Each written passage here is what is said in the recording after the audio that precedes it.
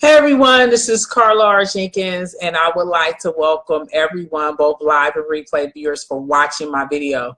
And in this video, I'm going to be discussing ignoring the naysayers. So I have mentioned in some previous videos that some good things have been happening to me, and I wanted to give you a lesson about it. So what happened is this past week, I received my second training approval. So earlier this year in June, during the summer, I received my IDO certification. For those who don't know, IDO is IT Infrastructure Library. It's part of IT service management. So it's like you're servicing the computers, the data centers. It's an extension of what I was already doing when I was working for the federal government. I earned my certified Scrum Master in March 2016. I received my project management professional in June 2013. So I've been doing a lot of project management and IT project management for over 10 years. And I was happy that I was able to have receive a training grant.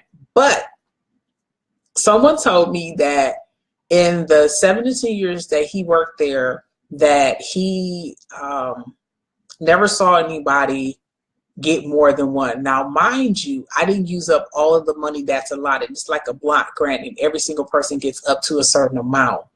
But I didn't feel that just because he didn't see it isn't what the training budget was. So one of the things I would recommend is separating what the professional says versus what the program actually says. And the reason why I say that is, say for instance, you have a training budget, everyone who's allotted a training budget of $10,000. And say the first training you receive is $4,000. You have $6,000 remaining. But if the person who's administering the training says that in his or her experience, they've never seen it, that doesn't mean that that's not true, because you still have $6,000 left. And that's what I did. So I kept pressing and kept asking questions. And, you know, he walked it up.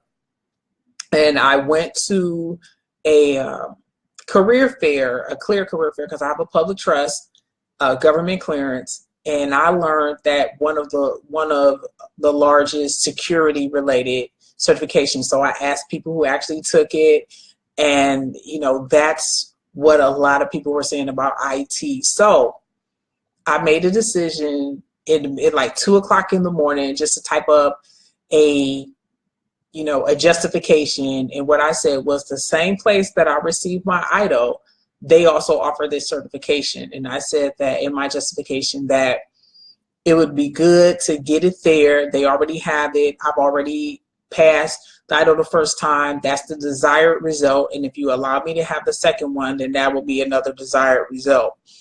And he forwarded it, and they are in the process of approving it. But sometimes you have to ignore the naysayers.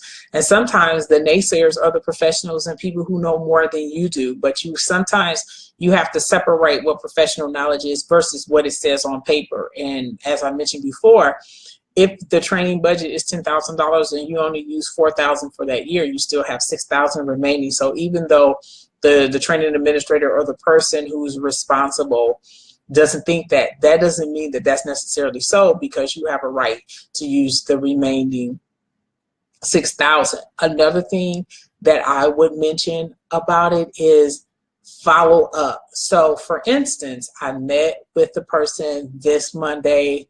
I emailed the same place where I went and received my IDO certification, and they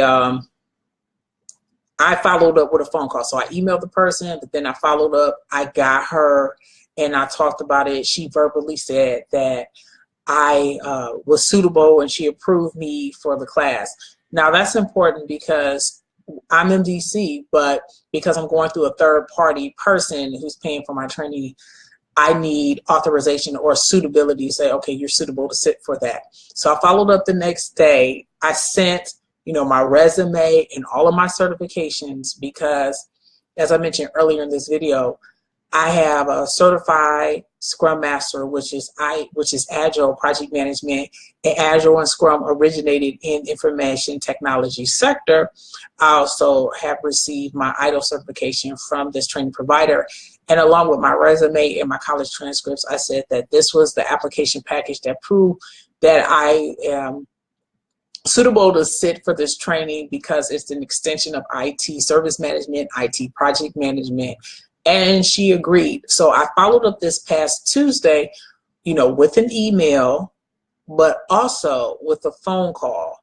And the minute I, you know, followed up with a phone call and an email is the minute I got the approval letter. And that made my day because of the fact that you have to follow through, especially if you want something, and just don't take no for an answer. It's hard.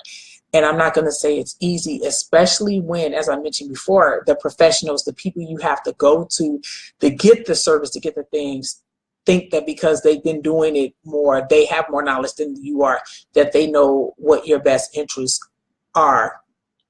But as I mentioned before, if you know that there's still stuff out there that you still qualify for, just keep asking, keep being persistent, and to make sure that no matter what, you get what's yours, especially if there's a budget for it. So that's what happened.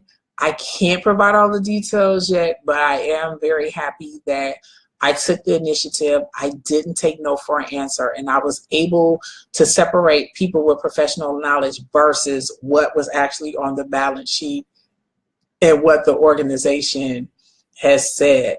Finally, as I mentioned, follow-up is key. There's fortune in the follow-up. So just make sure that regardless, just follow up. You can follow up by email. You can follow up by phone. But just be persistent and let people know that you're interested in whatever type of training or anything you want to do. So I was very happy that that I received my second training approval. I'm grateful for it.